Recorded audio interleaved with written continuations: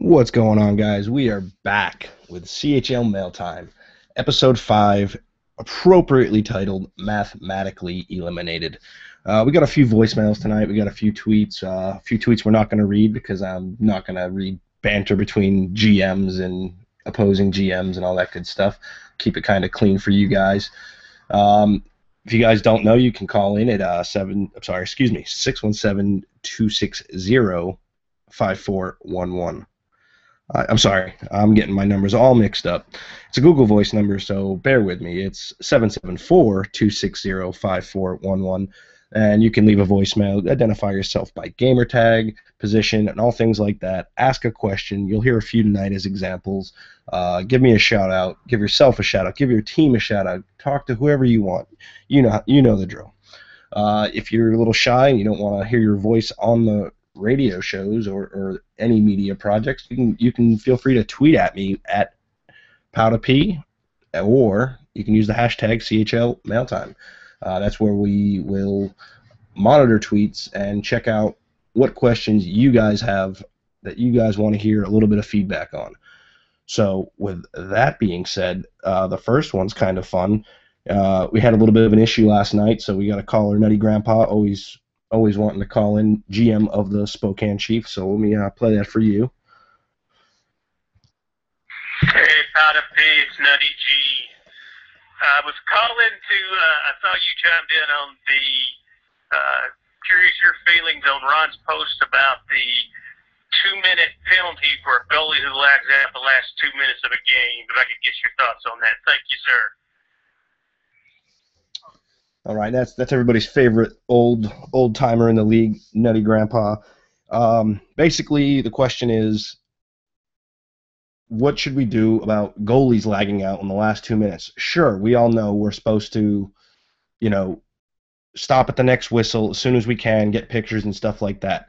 But that last 2 minutes, the whistle might not come for 30, 40 seconds, and those 2 minutes could be very crucial to a team winning a game.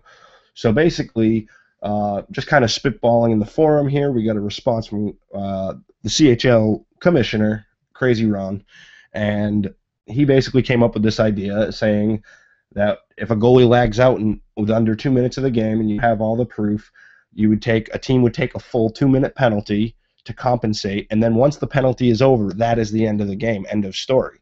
Obviously, unless the game is tied, then it would continue on as a sudden death. I mean, obviously, we'd have to work things out right now and kind of figure out a way to work it into legislation for the league, but we can't just we can't let these lagouts control the outcomes of games. I was in a game a couple days ago, and a goalie lagged out with 15 seconds left. We had a power play in their zone, but right as the puck was dropped, the goalie lagged out, and it was miserable because we can't stop it until the next whistle. And when they're calling for the puck from their goalie, it's kind of tough to get a whistle. I mean, yeah, we could crash the net, but that's not always a guaranteed goal. We easily could have tied the game up and got the win, but it happens, and possibly a rule we need to visit in the future. The next couple questions come from individual players from teams asking about their team, and this is where the title of the show came from, is Mathematically Eliminated. Let me go ahead and play this first one for you.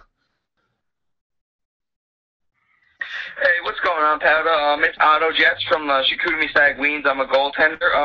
I just want to know, what do you think that we need to do to commit to the QMJHL and hopefully go for a Memorial Cup run? Also, who do you think can lead us to that position? Thanks. All right, that was Otto Jets, the goalie from the Chicoutimi Saguines, if I'm saying that right. I've had problems with that all season. You guys know that. Basically, you guys are in the 11 seed right now, and if the season were to end today, you guys would be matching up against the Cape Breton Screaming Eagles. Otto Jets, honest to God, you're going to have to be the guy that steps up. You're the goalie. You're the one that needs the hot hand in the playoffs, and if you guys are going to make a deep run into this thing, you guys are going to have to get past the Cape Breton Screaming Eagles, and I don't have you guys as opposing records for the season, but on the season they are 34-22-6. while the Saguenines are 31-20-6. So similar records, but they're still far off in the standings. I feel the Screaming Eagles kind of tapered off towards the end, so you guys do have a shot, as in I feel they're coming in a little bit weaker. But if I could give you guys one piece of advice, that would be to get as many points as you can next week, get out of the 11 seed, even if you have to drop games. Look at that. We're going to talk about tanking games for playoff positioning, because I know I wouldn't want to have to play the Screaming Eagles in the first round, and if you guys drop the spot, you guys would be playing the Voltigeurs, which is another dangerous team, but once again, kind of tapering off towards the end of the season here. But if you were to drop spots, oh, yeah, that would give you the Voltigeurs. But if you guys were to move up just one spot, you guys would be able to play the Sea Dogs or the Tigers, and those are all teams that I feel the Saguenines can beat in a 7-game series. So thanks for the question. I appreciate it.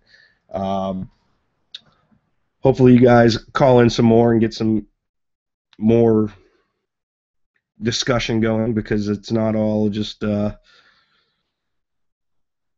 not all self-fueled by me. All right, our next one here is... What's up? It's Harry Bison of the Victoria Royals. I want to know what we got to do to get into playoffs. Goodbye. All right, so that's Harry Bison from the Victoria Royals. This is my favorite one, and they are all but mathematically eliminated at this point.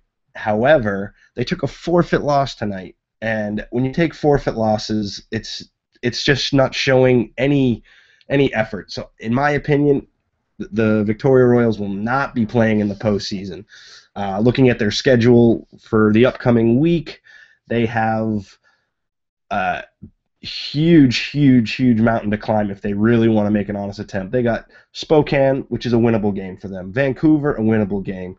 But then they got Prince George, Everett, Kamloops, Tri-City, and Seattle. I don't see it happening. And right now you guys are 10 points back. So you guys need 5 wins with Everett losing every game. So I don't think it's going to happen. It could happen. But with a forfeit tonight, I just don't see the effort in the team. Everybody's kind of doing their own thing, and with no commitment, that's not how you're going to win a CHL title. Everybody knows this.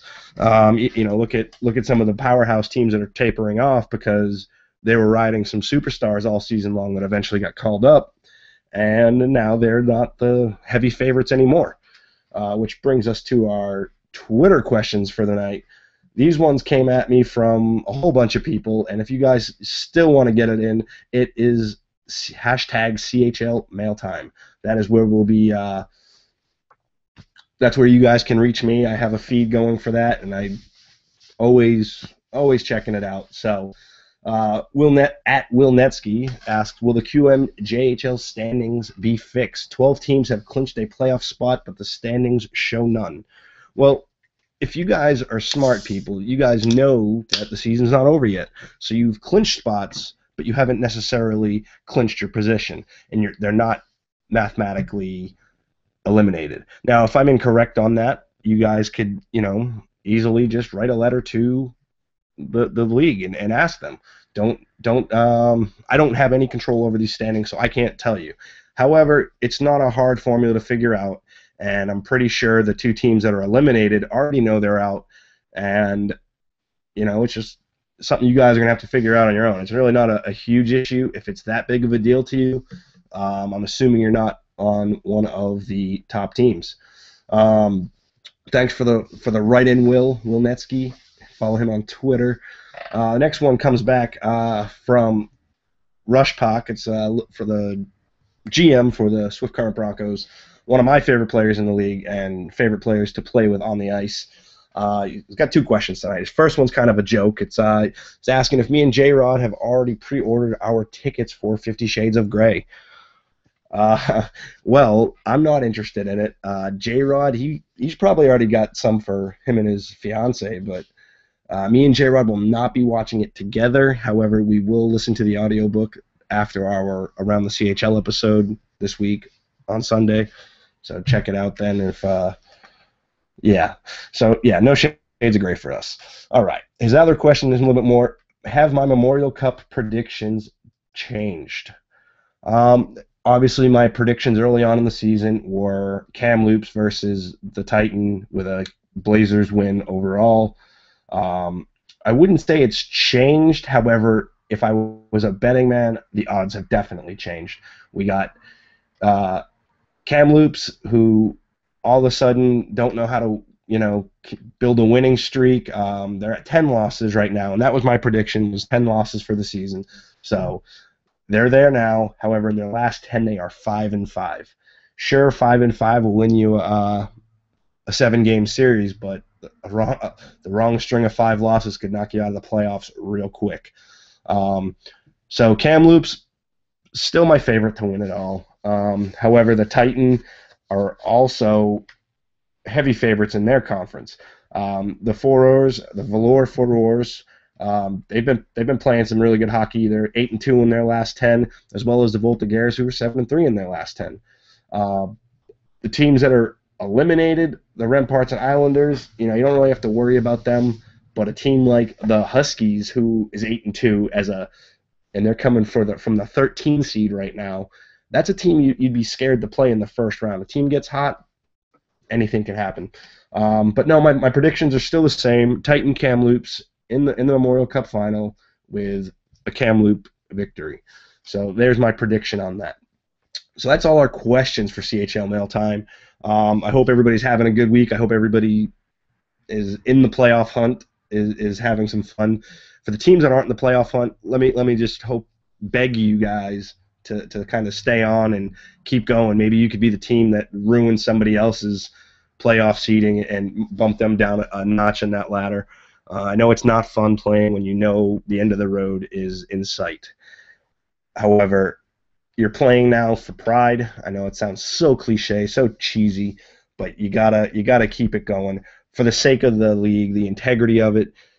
Sure, if you don't want to give it your all and you want to play a bunch of TCs, sure, do that. But make sure you guys got teams, full lines, because all you're doing is hurting the actual seedings in the playoffs.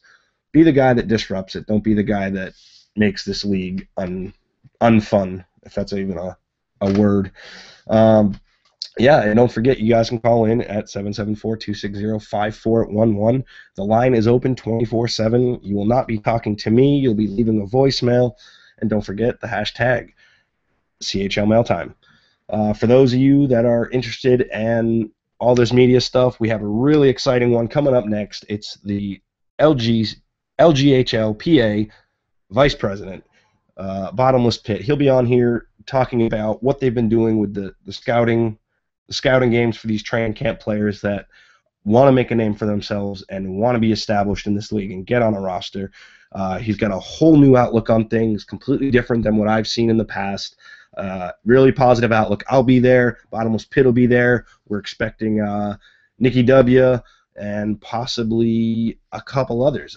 Maybe Multi7, I'm not sure. There's a post in the forums. You can check it out at, obviously, LeagueGaming.com. And for all media stuff, don't forget to subscribe to our YouTube channel, LeagueGaming.com on YouTube. Everything you want and love about media can be found there, and we're always looking for all that feedback. Did get a lot of calls this week on positive stuff for the media team, so I appreciate all those calls. On an episode where we don't have another show following, we will air some of those so you guys can get your voice out there. It's been a lot of fun so far this season. Let's keep it going. The end is in sight. Peace.